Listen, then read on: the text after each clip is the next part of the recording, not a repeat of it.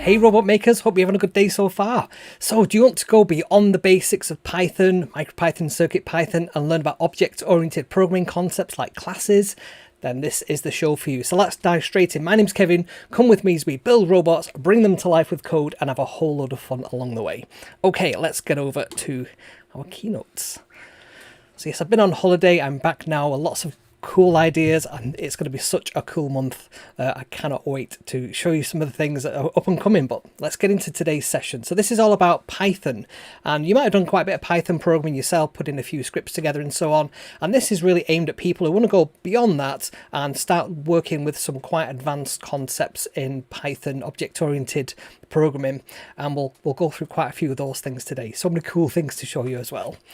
So we're going to go over classes and objects and the concepts behind them, why we would use classes, anatomy of a class, and we'll get into some code. It's going to be quite a lot of code today. We're going to be looking at inheritance. We're going to be, and that's not to do with money, that's to do with how things get inherited by classes. We're going to be looking at class structure. We're going to be looking at properties and something called self, which sounds very psychological. We're going to have more demos on that. We're going to have a demo about animal inheritance and how we can model that in our code, and also the Explora, which is the little robot I have just behind me over here, with one that's on screen there. Cool. So let me know if the audio's coming in a bit strong there. I can see it's peaking a little bit yellow. I just want to make sure it sounds good for you. Okay, so let's go over to my next slide. So yes, classes and objects. So we're going to go through what these are all about. So a class is a bit like a template.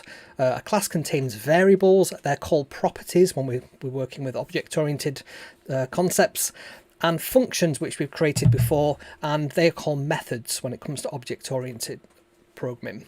So an object is a class that's used by our code and has real live variables of its own. So an object is a class that's being used. It's being executed, and the methods for each of the objects are actually shared between all the objects of the same type, which saves on memory. So it's really efficient on memory. You don't have to have like two lots of it. If you've got two lots of code using the same thing, it manages all that for you. It's pretty clever. And why would we want to use classes? It seems quite a complicated thing when you first see it and you think that maybe I'll just carry on doing things how I've always done them. It's not really complicated. It's just new concept if you've not used it before, and it really helps with code reuse. So you'll see this, and hopefully the penny will drop and it will click why you want to start doing this yourself. So classes help you organize code together. So it can reduce the amount of duplication, replication in your code, and it can help you model real world things. This is one of the reasons that object-oriented programming came about. People wanted to really model objects, physical things, or concepts that make much more sense together rather than apart. So you can keep your code together. It can make your code a lot easier to read as well, and uncluttered. And one of the concepts of object-oriented programming is called encapsulation. So this is all about bringing together related functions and variables in one place. So if we want to model, for example, a motor, anything to do with the motor speed, the direction, all the functions for making it go forward and backward and stopping, they can be all together in one object, one class. So we're going to have a first demo about classes. We're going to have a look at what it looks like without classes, so we can start from a base point. So I'm just going to get over to my Visual Studio, and I've got here, without classes, I've got a bit of a template we can start from. So we're going to model cars in this particular one. So what we're going to do is we're going to create a couple of variables. So the first one, let's get my microphone just about there. Hopefully that's still all good. I just need to get my hands underneath my microphone, so it's just a bit of a juggle going on there. Right, so we're going to create a variable that's called car01, and this is going to be the colour of the car. So I'm going to make this my car. My car is white. We're going to have another car, which is going to be grey, and this is going to be Jenny's car. And then we're going to have car03, which is going to be Alex's car. So yours is duck egg blue, isn't it? No, it's mint. I'm going with duck egg blue because it looks nicer. Right, so 3 variables, we put 3 values in. We're now going to create who is the owner of these cars. So car 01 and then owner. And yep, it's guessed that right. I've got Copilot on here. I don't know if you've used this before yourself. which is from GitHub, and it helps you create code in a really smart way. So you can do a lot less typing. So this is new to me literally today. So car 3 is going to be Alex. And then next, the car model. So let's create another load of variables. So car 01 model. And this is going to be a Zoe. Mine is a Renault Zoe, an electric car. The next one is going to be Jenny's car, which is an A-class Merc. And then we have Alex's car, which is Fiat 500. We'll just go for 500 there. Next up, the fuel types. So let's go for car 01. This is going to be fuel type. And mine is going to be electric. I like how it guessed the fuel type there. It said petrol, which is pretty clever. Car 02 is going to be petrol. Absolutely it is. And car 03 is also going to be fuel type. It's guessing diesel. It's not a diesel, but we'll go with that just because it's different. That's cool. Then engine sizes, right? So I'm going to create another load of variables. You kind of see what I'm getting at here. For each of these different things, which is like a car 1, car 2 or car 3, we have to create separate variables for each of them. So engine size. So mine isn't in litres, it's measured in kilowatts, which is small k, big W. So I have an 80 kilowatts motor in mine. Car 02 is actually, I think it's a 1.6 litre. And then Alex's car 03 engine size is actually a 1 litre. There we go. Okay, so we've created a whole bunch of variables there. So there's 1, 2, 3, 4, 5 variables for each car that we're going to do. So 25 variables that we created there. They've all got a similar kind of naming convention, so hopefully we can sort of keep hold of what's going on there. So the next thing we want to do is we want to create a function. So this one is going to be called show details. Details. And this is going to take the colour. I'm using the British spelling there because I'm British. We're going to take the model and the fuel type and the engine size. It's guessed it right there. So this, let's do this slightly differently. So one of the more advanced features, we could do print when we want to print something out in Python, and you can sort of break things up by having these pluses in between them. But that's actually not an advanced way. So let's start by having one of the more advanced ways of handling strings in Python, and that's used an F string. So we can instead of having to do this plus thing and breaking up our little string there, we can actually use these curly braces and put the variable within that. So I can say so let's say and then colour, it's like the blue car, the red car, whatever. And let's get rid of all this stuff first of all. Like so. So the white car is a, and then let's put the fuel type in there. Powered. And then let's put the model.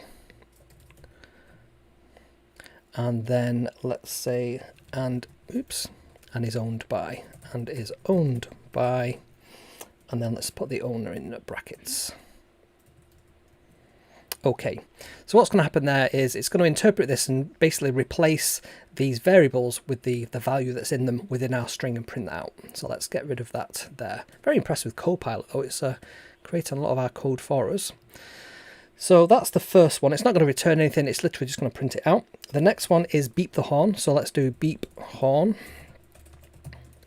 And this is just going to take the car, and then we're going to say print. I'm going to use that F string again, and we'll just say car beeps its horn. There we go. Okay, now one of the other things that's a really good idea to do when you're creating functions is to create a doc string. So the way that we do that is just underneath the definition of our function, we do 3 speech marks and then another 3 speech marks, and then in between that we can put some kind of text about what this does. So shows the car details. And then similarly under this one that we just done for beep the horn, we can just do that again. But that's fine. Beeps the horn would be good. So beeps the horn. And what that means is when we come down here and we want to actually use sort of a beep horn, if I hover over that, that little piece of text there that appears is what the doc string is underneath it. And you can put all kinds of things in that doc string, and it can run over many lines as well. So you can actually break this out. Doesn't return anything. Like that, for example. So if I come down here now and hover over that, we can see there, beeps the horn doesn't return anything. And I think if we break that up into single lines like that, does it respect that? There we go, it respects that. So you can really make them doc strings a lot more intelligible. Right, so we're going to have another couple of functions on here. So we're going to have lights on, and this one is going to take nothing. It's just going to oops, so let me just back up there. Lights on.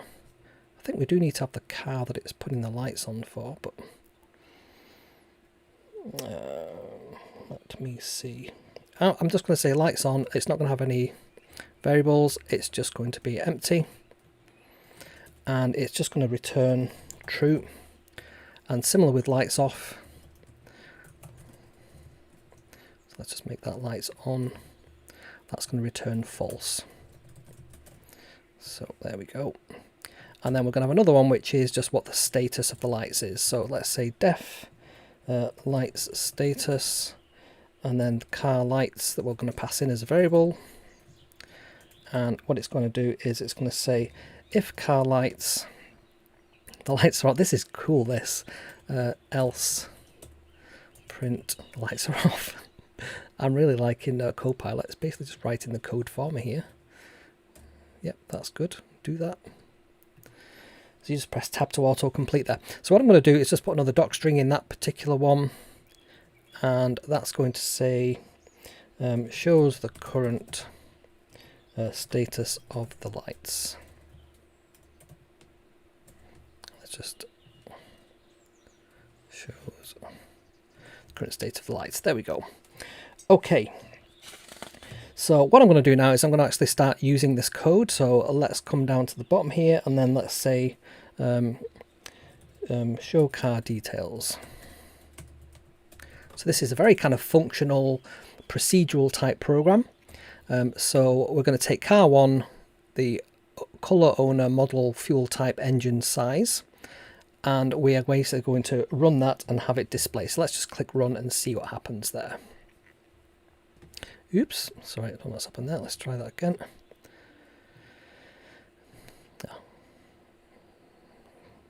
So we can see in the little terminal down here, let's just make this a bit bigger.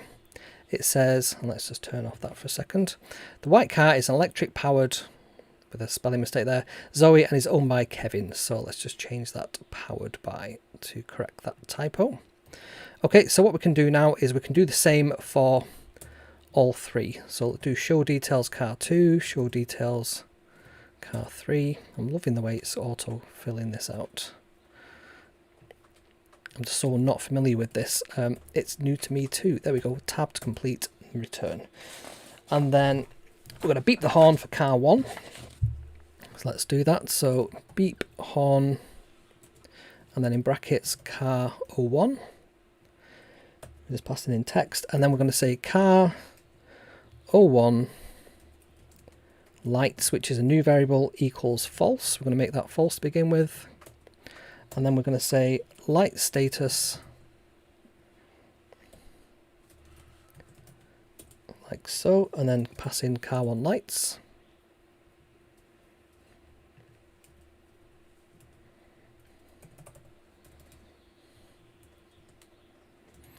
Okay, and then we're going to do lights on, so car 01 lights equal lights on, and then we'll do the status once again. Okay, so we should see 3 details, and then we should see the car lights off and on, and also the beep. So the white car is an electric powered Zoe and is owned by Kevin. The grey car is a petrol powered A-Class and is owned by Jen. Duck egg blue car is diesel powered 500 and is owned by Alex. Car 01 beeps its horn The lights are off, the lights are on. So that's how we do things if we don't use classes. So it's quite a lot of repetition there. We're having to repeat variable names multiple times. We're then having to, and the functions are completely disconnected from the variables themselves. There's no concept of this all being together. We've got lights on and lights off. We've got a status thing, and then we're just doing some showing some variables. And again, these are not connected to the variables, they're just standalone functions. So that's what it looks like without. So let's get back over to our keynote and let's continue our journey. So properties and functions. Properties and variables and methods are functions. We've talked about that a second ago. So this is all about the anatomy of the class, the composition and inheritance. We're going to have a look at inheritance in a minute. So when we talk about classes and objects, they can be composed of things. So they're made up of things, or they can also be inherited from things. So what we say is an object contains other objects, so it has another object, or if it's derived from another object, another class, we say it is a. So has a is how it's composed of. So if we're making a robot, the robot class might be derived from a base class of robots, and this one might be a specific one with wheels instead of legs, for example. And then it has a, and it might have a motors for turning wheels. It might have a rangefinder for sensing things, distances, and so on. And that'll become a lot more clear in a minute when we get into some of the modelling of inheritance. Sorry, my stomach's rumbling there. Data abstraction. So when we were creating our cars then, we were creating all the different statuses of various different things. All that data is completely public. Anyone who's who's sharing our code can see exactly how that works. And they can also fiddle with them. They could also change the value of this, and unless we've got really robust error checking, it could actually break our code. Sometimes we don't want that to happen. We want extra error checking within our functions and then hide them away so that the user doesn't know that that's happening. If they pass bad values, it'll just return an error. So that kind of abstraction is a key part of object-oriented programming. And we call this public versus private. So at the very simplest level, we have public variables which we expose in our class, and we say, you can change these, and we give them an API, an application programming interface to do that. Or we have private data inside our class that only we know about, and that's just how we internally represent it. And that means that we can change how we do things internally, and as long as we don't change those public facing variables, those properties and methods, then everything will carry on working. So we can really change and make our code more efficient without the user ever actually knowing about that. Encapsulation is where we group together functions and data together to make a package which makes sense. So if we want to model a car, you can probably start to see what kind of things we will put into the class from a properties point of view and also from a methods point of view. And then there's this really unusual word in object-oriented programming called polymorphism, and it sounds really complicated. And you can get your kind of knickers in a twist with this one if you've not come across this before. But simply what it does is it simplifies complex hierarchies of code for the user. So for example, we could have a shape class, and we could have a circle class and a square class, and they both inherit the common shape class. So a shape might have an area, for example, whereas a circle might have a very specific formula for working out what the area of a circle is, and any points for people who guess what that is in the chat. And also, an area of a square or a rectangle or a triangle or whatever, that would be very specific to that type of shape. So we can have a common class, and then we can have other classes which inherit that, and they're subclasses of that sort of superclass. So they can all have their own implementations for drawing, for example, but they all have that common ancestor, which is the shape class. It just means we can create code once, and then the things that inherit it can just automatically pick that up. Okay, so inheritance. Let's get into this a bit deeper, shall we? So inheritance, this is from Wikipedia. Inheritance is the mechanism of basing an object or class upon another object or class and retaining similar implementation. Also defining as derived from new classes, existing ones, such as a superclass or a base class, and then forming them into a hierarchy of classes. It is indeed pi r squared, Richard. Well done. So we can see here I've got a hierarchy of classes. I have animal, which is our master superclass. We then have Mammal, which is a type of animal. I was like second guessing myself then. We have Reptile, which is another type of animal, and we have Insect. And then we have Dog, which is a type of mammal, and Cat, which is a type of mammal, Snake, which is a type of reptile, and Fly, which is a type of insect. I hope I got that right. And we're going to have a deep dive into this in some code in a minute, so we're going to have a real good play with that too. So class structure, how we define classes. So in Python, it's declared using the class keyword followed by the class name. And the convention there is that you have an uppercase character, which we don't normally do in Python, but we have an uppercase character with class names to differentiate them from everything else. So just the first letter is capitalized in the class. And that's all we need to do, just say class Explora, for example, which will define our Explora class. And then we can start creating some variables under that. We indent them as we would with regular code. And we can also have some methods, some functions. So variables and functions. So we're going to have a look at that in a moment or two. So the properties, they can be public or private. And this is one of the more advanced things. I remember somebody saying a while back that they got really confused with why we had underscores and double underscores and some of our variable names within a class. And it's to do with how we make things public or we make them private. So in Python, we define variables by assigning a name to a value. So speed equals 100, for example. And in a Python class, we can decide whether that variable is that property, I should say, can be outside, it's public, or whether it's within the class, it's private. And the way that we do that is by using the double underscore or not the double underscore.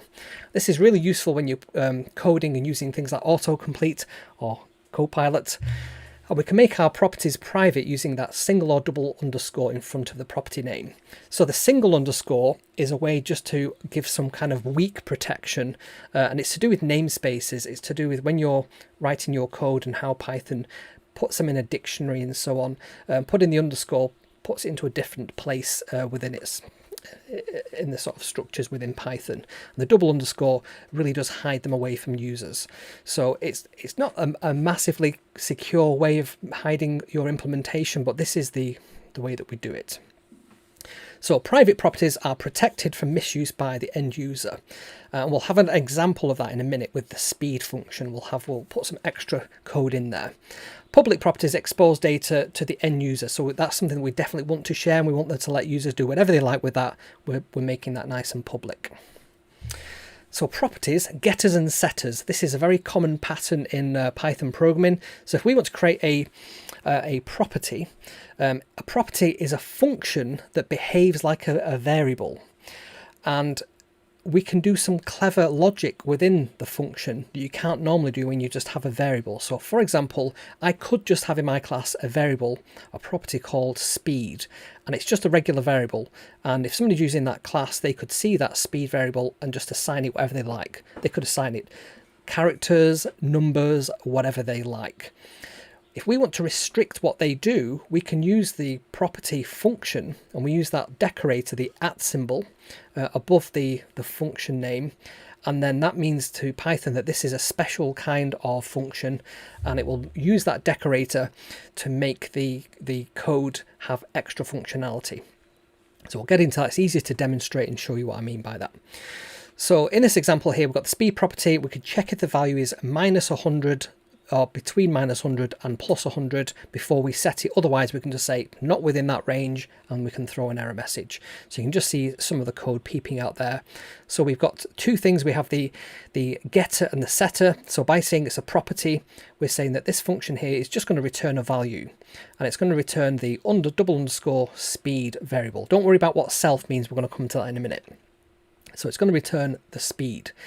Now, when we set the value, we can use this other decorator. And we use the function name, which is the same if you look at both of them. Normally that wouldn't be a valid way of, you couldn't have two functions, with the same name. So I've just gone a bit too far there. Let's just back up and just go back to that one there. Okay.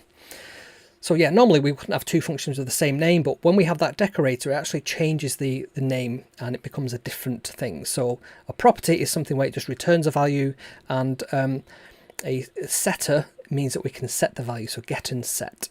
So by having that variable, the function name dot setter, with the decorator in front, that means this is going to be a special function for setting values. And what the difference is, when you normally have a function, you have the brackets at the end. By putting that decorator there, it removes the brackets and it treats it as if it's a variable. So it's really quite clever. So speed, we pass in self, which is something we're going to look at in a minute, and then we pass in a value. And I'm using this colon here to say the value that I expect to be passed here is an integer. So we can give it a little type hint to say that this is an integer.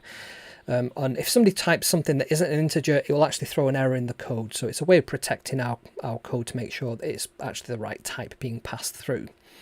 And what we say, and we could actually include that on the end of this speed one, for example. So if this speed is going to be an integer, I could do a dash and then a right arrow bracket to say that this is an integer. I'll show you that in a minute. So then we then do have a little code that just says if minus 100 is less than value is less than 100, that's a very similar way of saying if value is less than 100 and if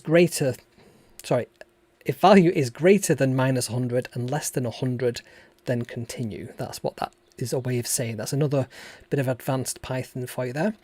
And then we say self._speed equals value. So whatever is in that value, if it's between those two values, within those values, then it's going to be okay to set the internal value, which is _speed. Otherwise, print a message that just says the speed must be between minus 100 and plus 100. So that's what that's about. And you'll also notice it says there the function names have setter and getters are the same, so speed and speed, but they have properties. They have decorators property, which is for getting variables, and the setter, which is for setting them. Cool. So let's have a look at how we would do the same thing we did before with the cars, but using classes this time. Now we've learned a little bit about classes. So let me get back over to here, and we can now go over to demo 2. And I've got my skeleton code ready to go. So the first thing we're going to do is, what I can show you, there's a slightly different way of doing what we did before, but instead of using individual variables, we can just use things like dictionaries and lists just to make it a bit more efficient. I'll show you a bit of that, but essentially the other code is exactly the same. So if we say charo1 equals, and then we use, this is going to be a dictionary, so it's got the squiggly brackets, we can then say color and then equals white. We can then say, look at that, it's guessing what I'm going to type there, which is pretty clever. Yep. It's then saying the owner is Kevin, the model is Zoe, the fuel is electric, the engine size is 80 kilowatt. That is clever that it's remembered that from the previous piece of code. And what that means is we can keep all of those different variable values together in one variable, so it's a bit more efficient. And we have got the name of the variable, if you like, in there. There's like a key value pair. So that's a slightly more efficient way of doing what we did on the previous one, but it still doesn't bring together, it doesn't encapsulate or protect these variables. Anyone could come along and say color equals blue or speed equals 200, for example, and break all our code. So that's just another way that we could actually do that without classes. So I'm not going to type all that code in because I think we pretty much covered that off on the previous one, but we are going to look at with a simple class. I'm going to do not cars this time, but an animal. So let's create a new class, and this is going to be a cat. So now interestingly, Copilot is going to type out some extra stuff for me here, and we pretty much want this, so I'm going to press tab there. So this is a simple class. It's done that underneath the class name. So if we come down to the very bottom of our code and let's just type I don't know, Trixie, which is the name of one of our cats, equals cat, and let's just give it a name, which is expecting there, and an age. And it can do this with positions, or you can actually say what the variable name is that you want it to be equal to. So you can say name equals that and age equals that. And that also means if you're not using positional, as in the first thing it's expecting is the name and the second is the age, if you actually call out the variable, the parameter that you're actually changing, you can put them in a different order. So you could have age first and then So we could do that. We could say age equals, I think Trixie's, how old is she? Oh, 16 or something. Let's get rid of that bit there. So we can have them in the kind of wrong order, and that's fine, that's valid because we're using the name. Okay, so that's the first thing we can do. We're going to develop this a bit further. So what is this double underscore init thing? So when we create a class, we say that a class is constructed. So the very first time we create a class, we're going to use it, such as here. So Trixie is a cat. The very first thing it will do is run this initialization block. We'll call that the constructor. You can also have a destructor at the very end when you get rid of it. But in Python, we don't tend to get rid of our objects. We can just use them and then forget about them. But you can have something that if you don't need it anymore, it goes out of scope, for example, where you're not using it anymore, it can run like a deinitialization. But for now, we just need to know this is a new thing. It's got the double underscore. That means it's kind of a special internal Python function name, and it knows to run that the very first time the cat class is being used. Okay, so what we're going to do now is have another one, which is, and notice how these are slightly indented from our class name. And we're going to have info. I'm impressed it's doing meow there. I'm just going to have the word self. We'll get onto what self means in a minute. And then we're going to print something which says, and we're going to use our F strings once again. So I am a cat. I am a cat.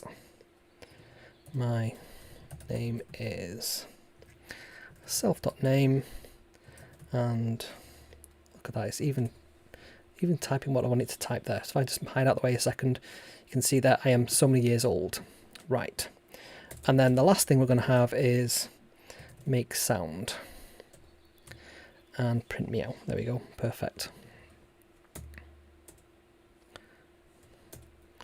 Perfect. Okay. So we've got 5 cats in our household. So we have Trixie, who's the oldest. Then we have Cookie. So Cookie, how old is Cookie, do we think? 8. About 8. So age equals 8. And the name is Cookie. We have, who's next? Pepper. She's 2. Oops, let's do lowercase, just naming conventions. She's a cat, age 2, Pepper. It's almost as if it heard you then, that's creepy. Then we have Bella. That's a cat. How old is Bella? 1. That's creepy, it knows that Bella's 1. And then we have, I'm forgetting my own cat's names now. Tigger. Tigger, of course, Tigger. Our latest cat. And She's 9 months. it's 9 months old, so let's do 0.6 of a year old. Okay.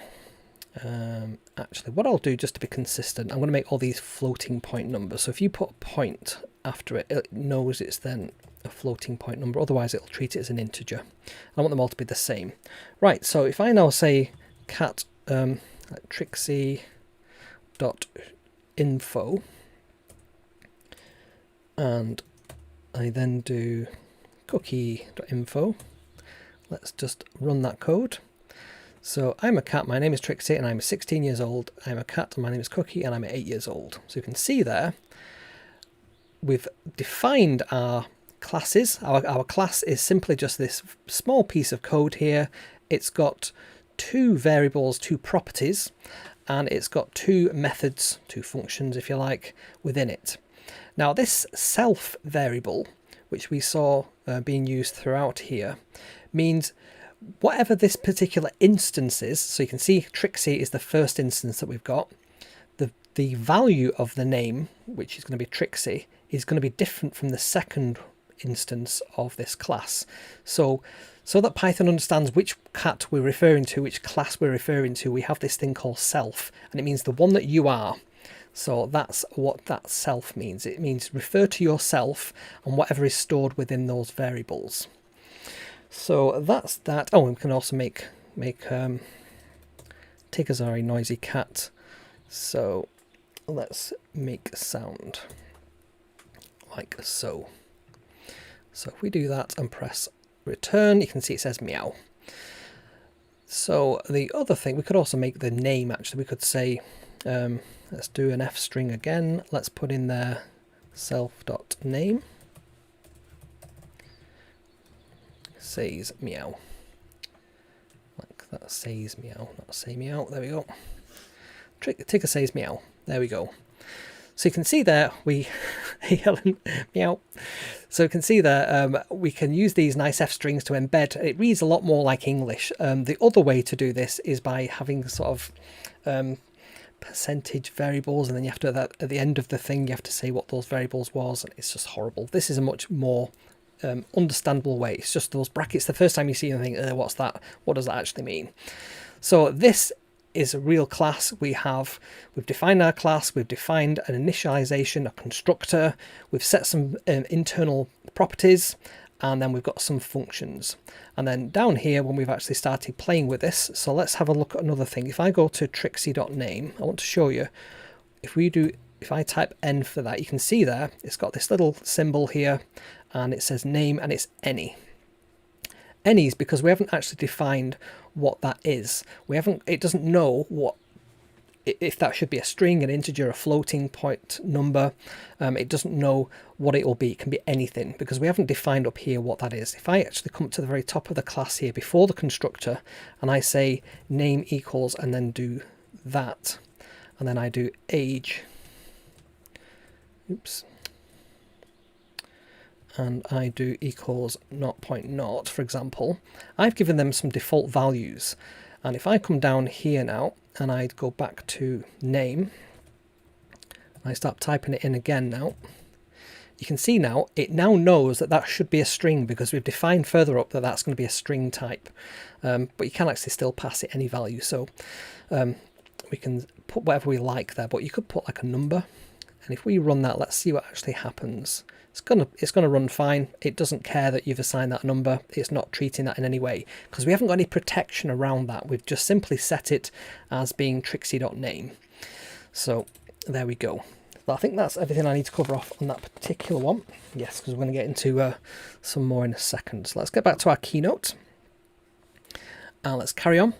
So self, we looked at that a minute ago. So in the previous example, we noticed this word self, which is it's provided in the function parameter, in our method parameter. Self refers to that specific instance that is being used at the time. So Trixie or Bella or Cookie, Pepper or the other one, Tigger. So remember, classes can be instantiated many times. We're going to have many copies of the class being used in objects, and each one has its own set of data, and the self enables that class to identify which piece of data it's being referred to. So in there, self means whichever particular one you're currently using. And the double underscore is a way of protecting it by making it private. So we're going to create that in a second, and I'm going to show you how to create some clever protection around your properties. We saw just a second ago I could create name, but I could assign that a number. We don't want to be able to do that in every single case. Sometimes we're going to protect what people can change. So we're going to have a look at that in a second. And using classes with robots. So think about what you've just learned so far. Composition, you can say each part of our robot can have its own class. So we can have a motor class, we can have a rangefinder class, we can have a legs class. In fact, when I created my Open Cat, my Pico Cat, I modeled each section of the leg because it was essentially just a servo motor, but I had like upper leg, foot, I had like shoulder, that kind of thing. And then I would like left leg, and that would be composed of the foot and the leg. So I could have hierarchies of classes within my robot, and it makes constructing the robot code a lot easier to understand and a lot easier to debug when you've got problems.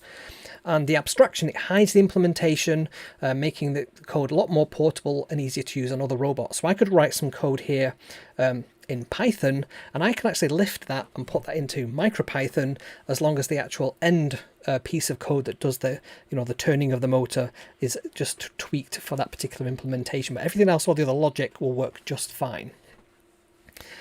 So if you like what I do and you want to see more of this, give a like on this particular video. Let me know that you're enjoying this. Drop me a comment as well. Tell me if you've used this before, if this is something that's new to you, whether you're going to use this in MicroPython, CircuitPython or regular Python. And also subscribe to the channel if you've not done that already. That really helps the channel grow and become more popular. And we did breach the 7,000 bracket of subscribers, and most recently on Twitter as well. We got over 1,000 followers on Twitter, and I think we've got almost 1,500 there, so that's pretty cool.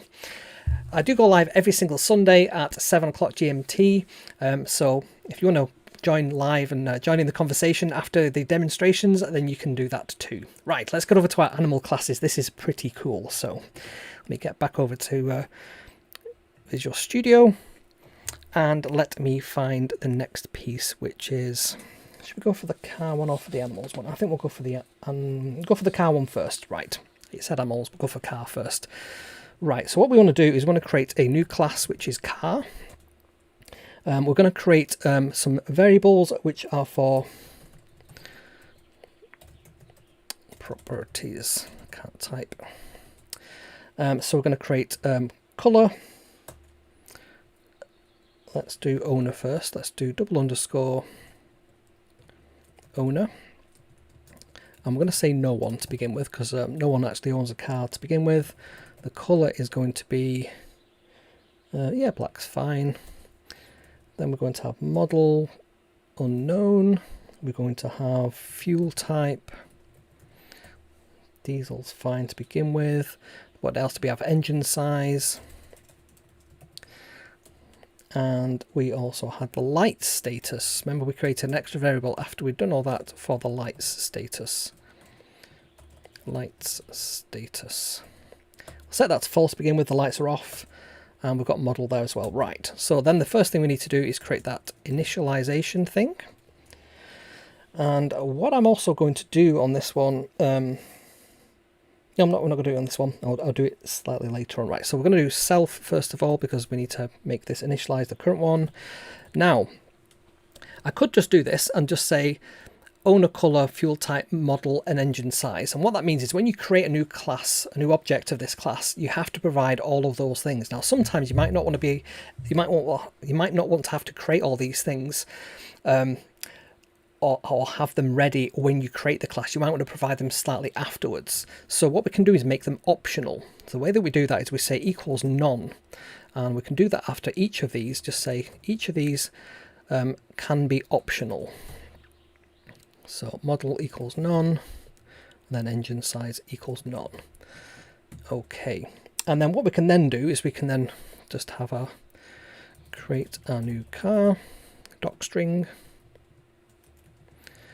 and let's say if owner, so if this variable here owner, if that's none, we want to basically create a default value for that. But if it does have a value, so if owner is passed in, so say Kev is passed in there, and we don't have to say is owner equal is true. We could write that, but you can also just do something a bit more advanced. You can just say if owner, so that is, it assumes it's true. So if owner, and then we can say our __ owner, which we have to refer to using the self thing. So self dot __ owner equals whatever we pass in there.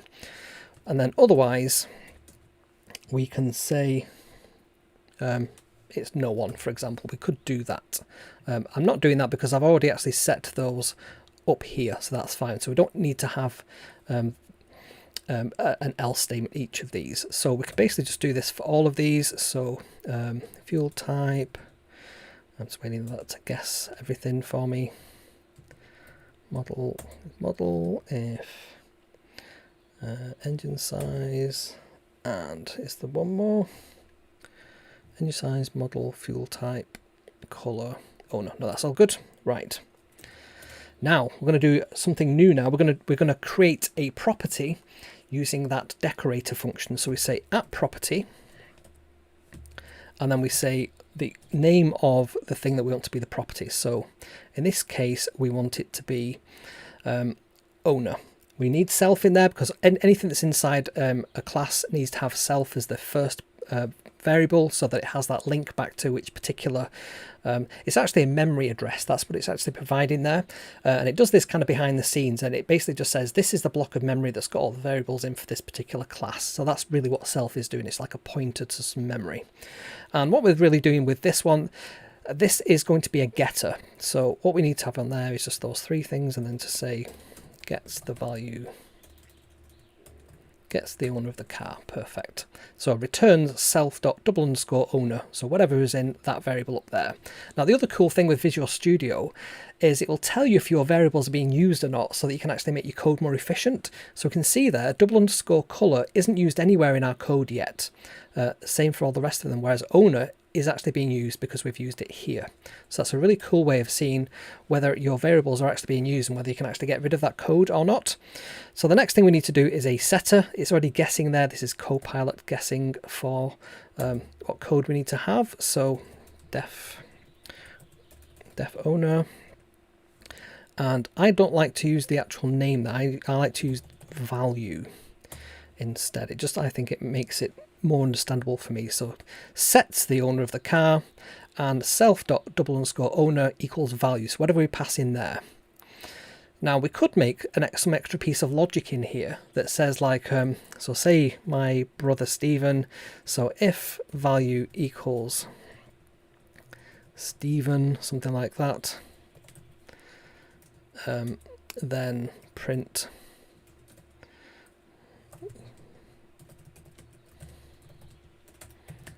such as that, and then we could just say else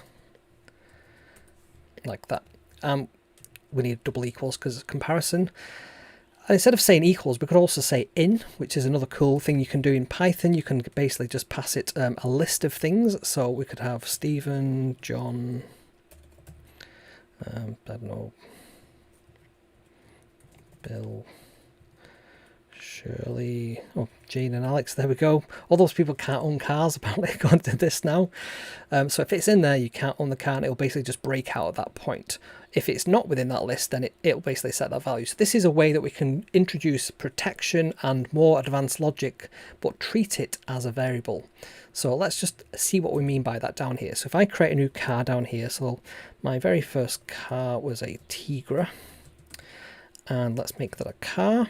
And I'm not going to pass any details, I can just do that. So I can say that the owner of this car is Kev. Let's run that, and it'll not do anything because I've not put any extra code in there yet. But let's try making John the owner of the car.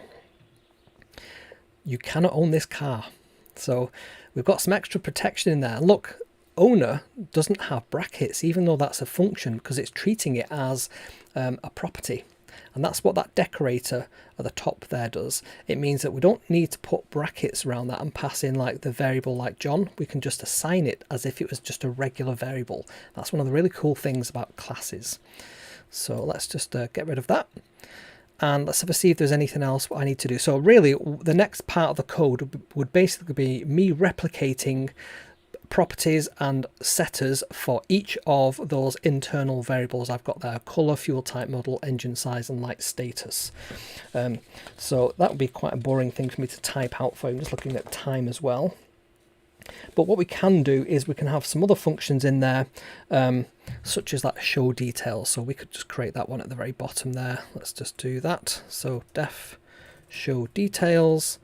We can just have self. We don't need to pass anything else in because we can refer to all those variables that we have already. Look, it's even guessed what I want to do there. So let's just run, let's create that car again. So car1 equals car.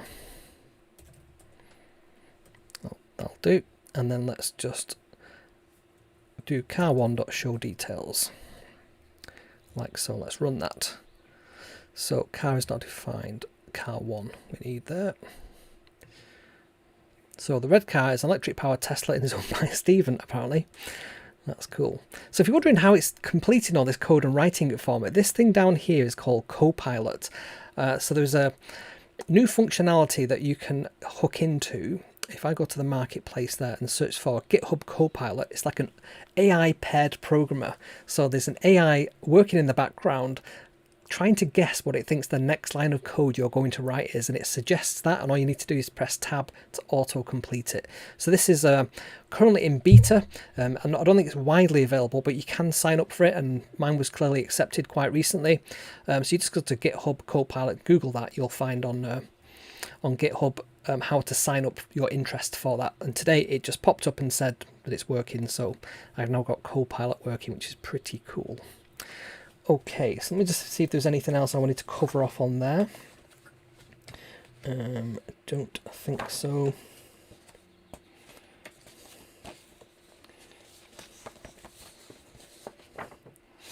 So we could do one about the lights, for example. Let's just very quickly do the light status. So light status is false. So just down here, while we're still within our class, let's define lights on.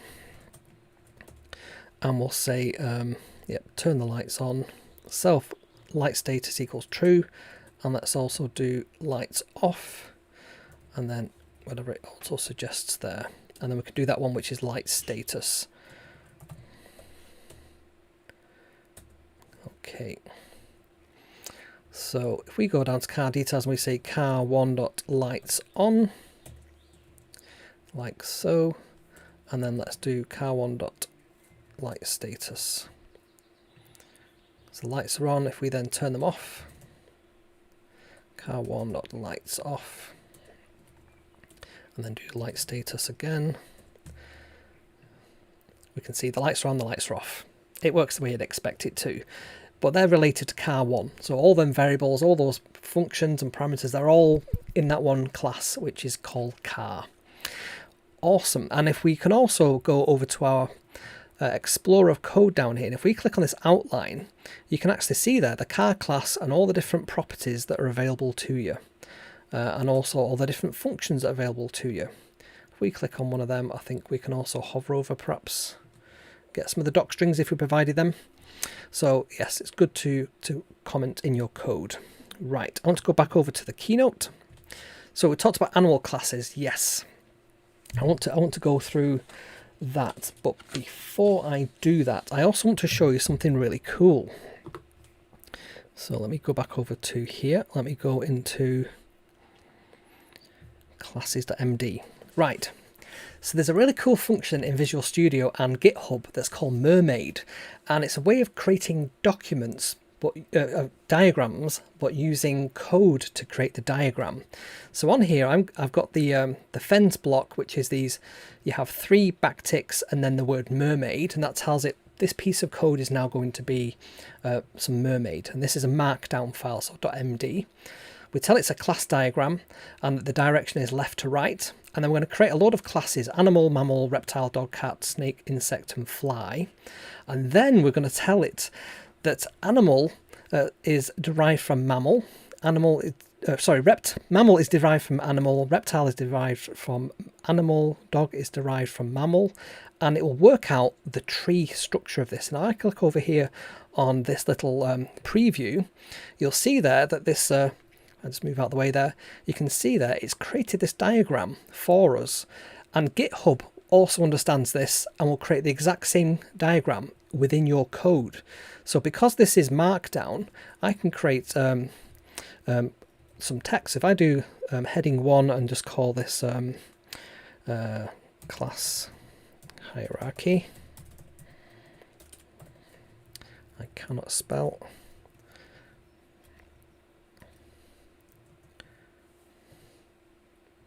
Hierarchy, is that right?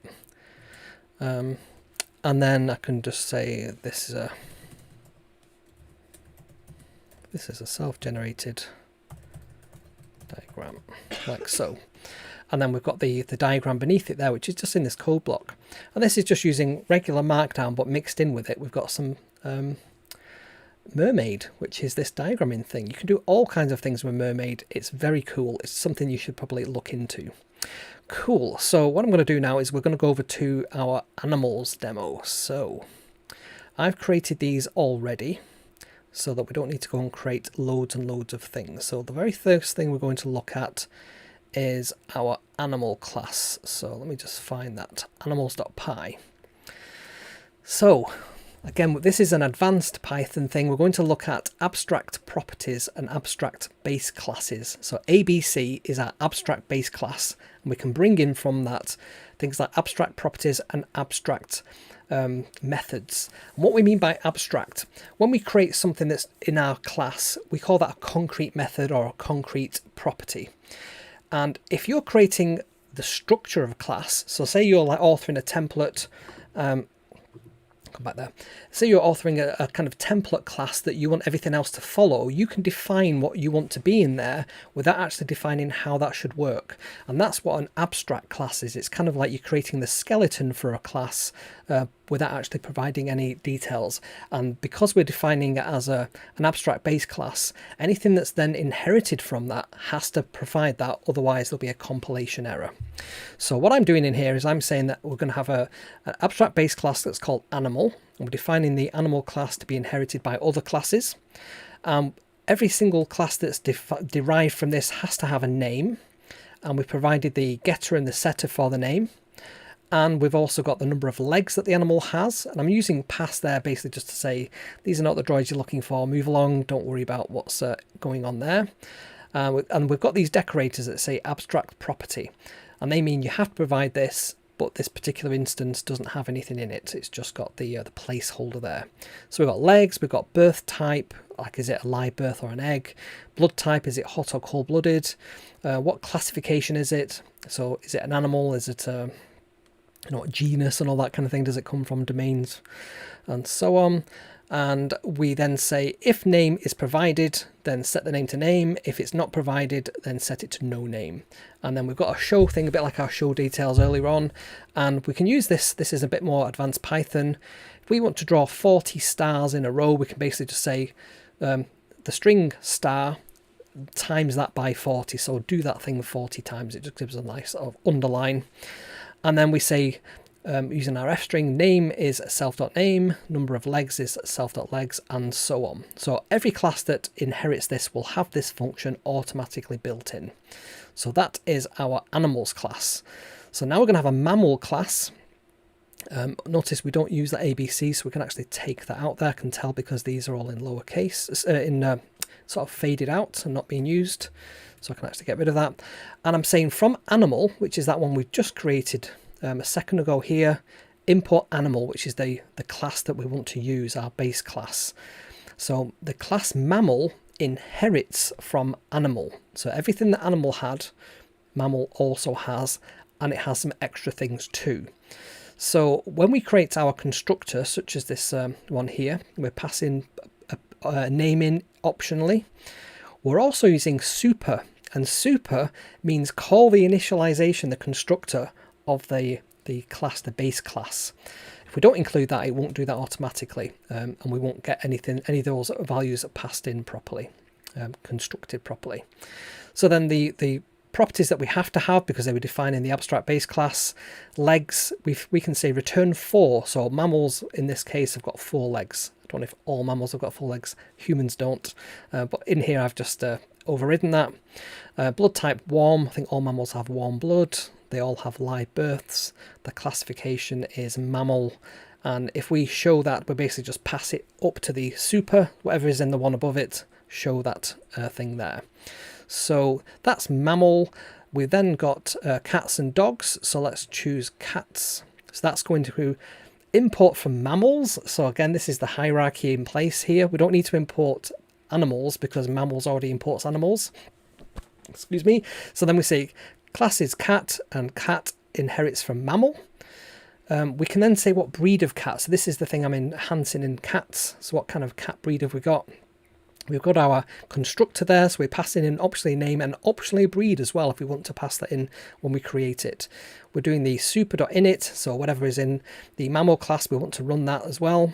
If breed is not none, then set the breed to breed, otherwise don't do anything. If the name is passed in, then set the internal name, the private name, to name as well. And then we have these getters and setters, so return the breed and set the breed. And we've also got show the breed. So that is that. Just got a question there. Is this going to be available after the stream ends? Yes, I shall post up the, I think it's actually in the Explorer. If you go to the show notes, there is actually a link to the Python library that's used, and the YouTube and on the Facebook post, and it's the link to GitHub in there. So it's Explorer. It's under the lessons folder within GitHub.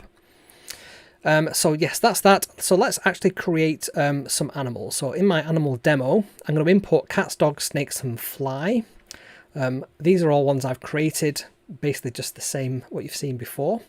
we're going to create some animals. So we're going to create a cat called Tigger, and the breed is a British Shorthair. Is that right? Is she a British Shorthair? Yep. Minnie is a dog, so Minnie's a Chihuahua. Archie's a Chihuahua. Sid is a snake. We don't have a snake, but I wanted to create a snake. And we've got a fly called Buzz.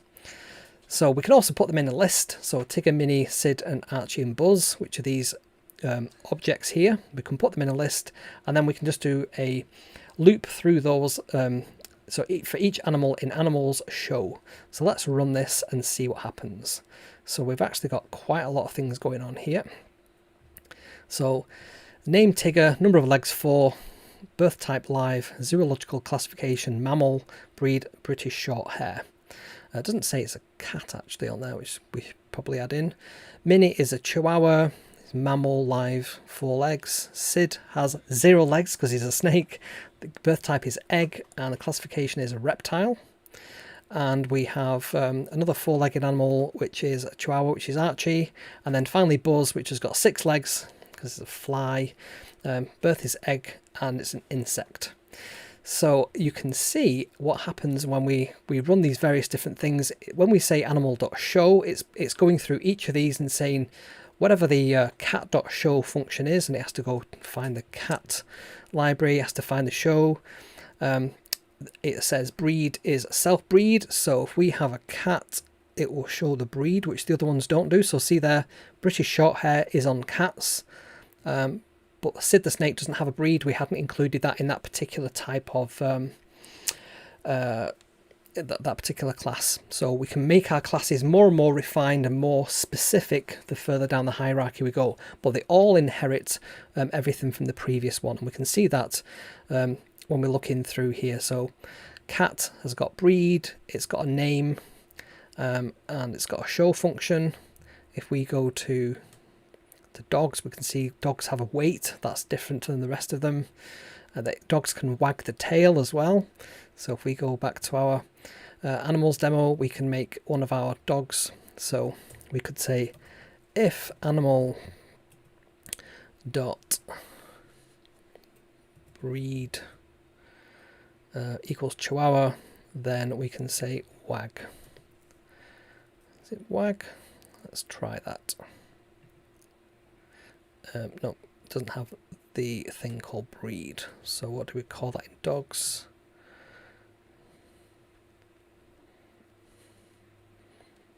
What do we call that? I thought we called it Chihuahua, so it was a breed.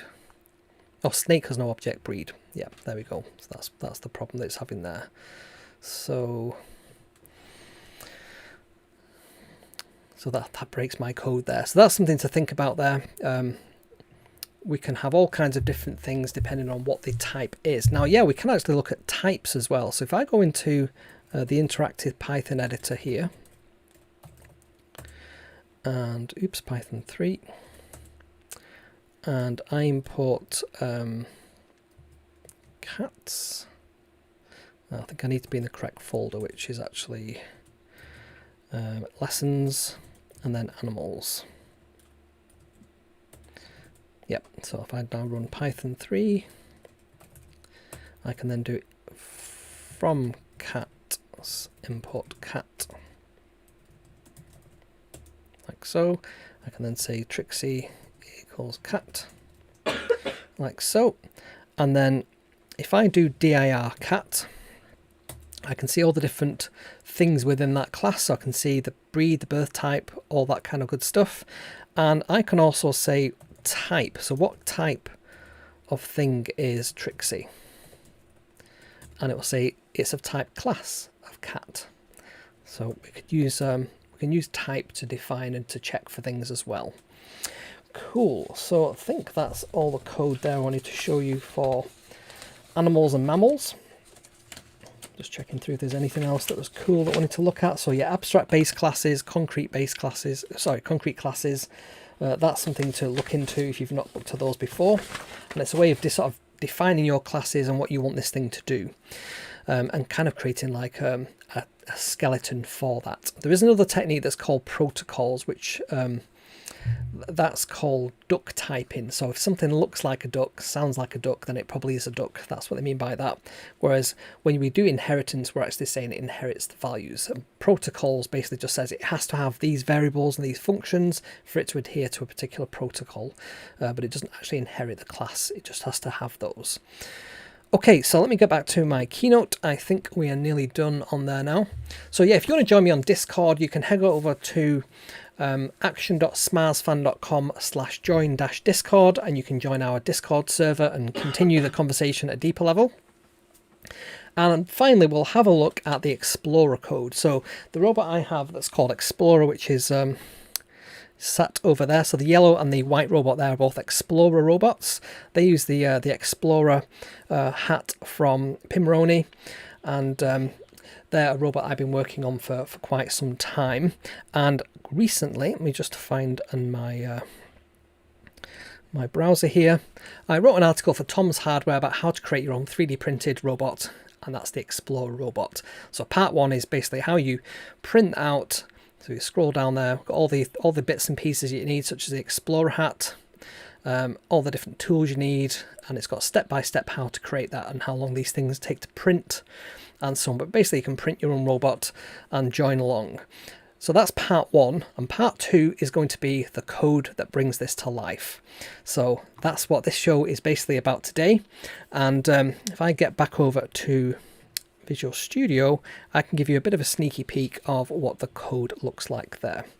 Okay, so let's go back over to Visual Studio. So what I have on the screen, if I just move this out of the way, let's just get rid of that.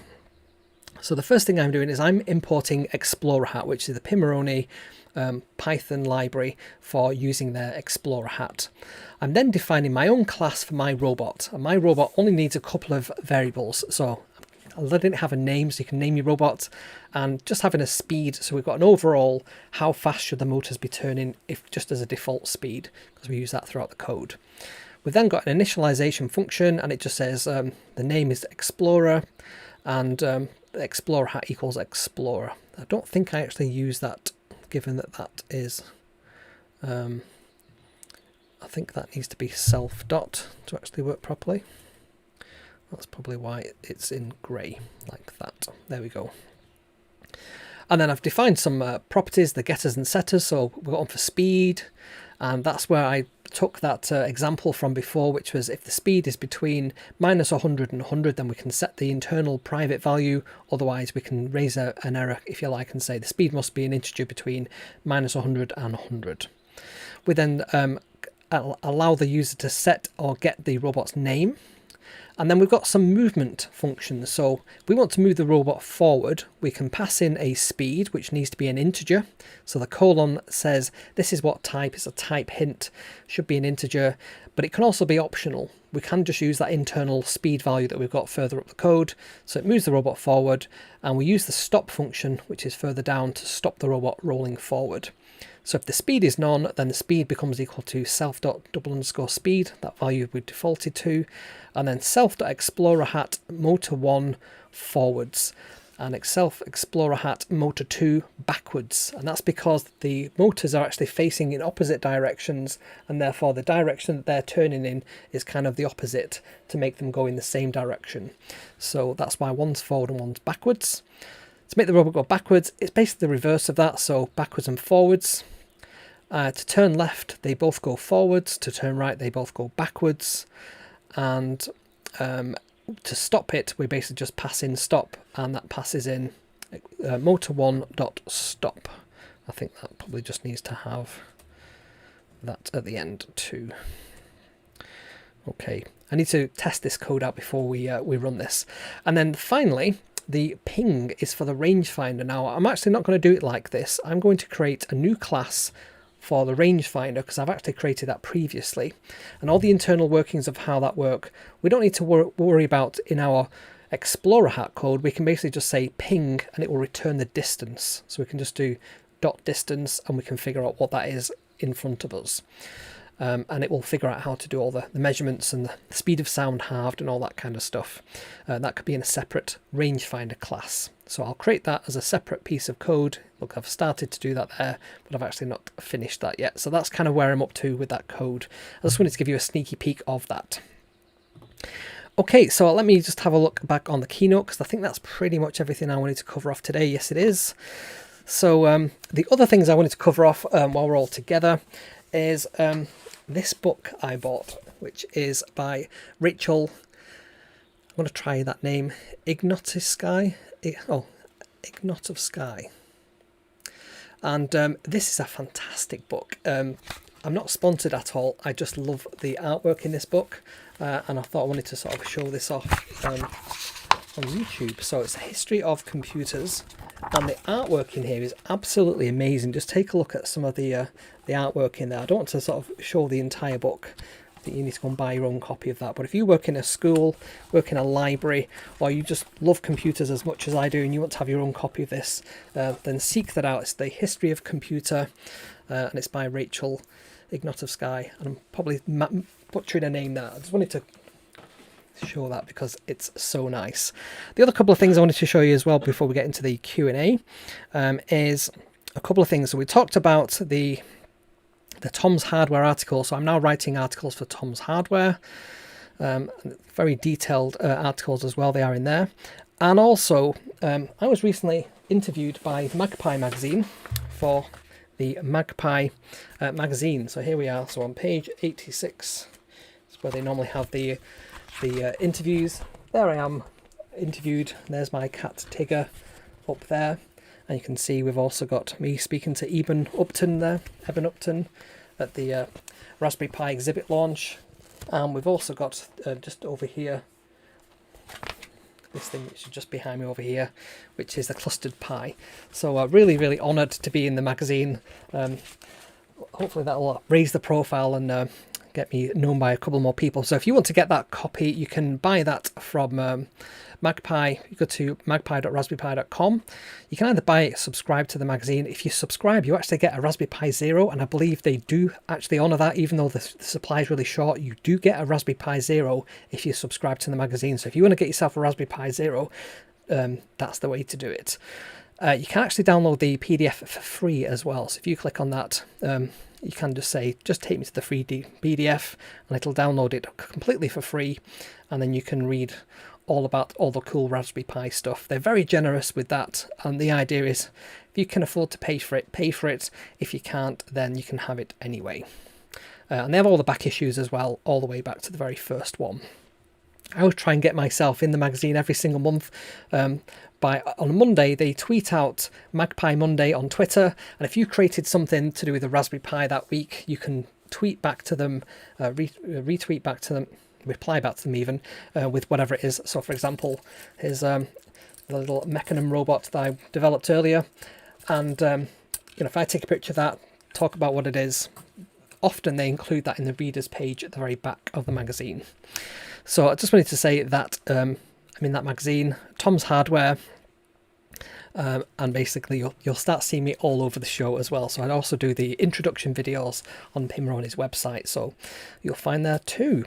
So if you're watching this on replay, this is a section of the video where I'll say thank you very much for watching, and I shall see you next time.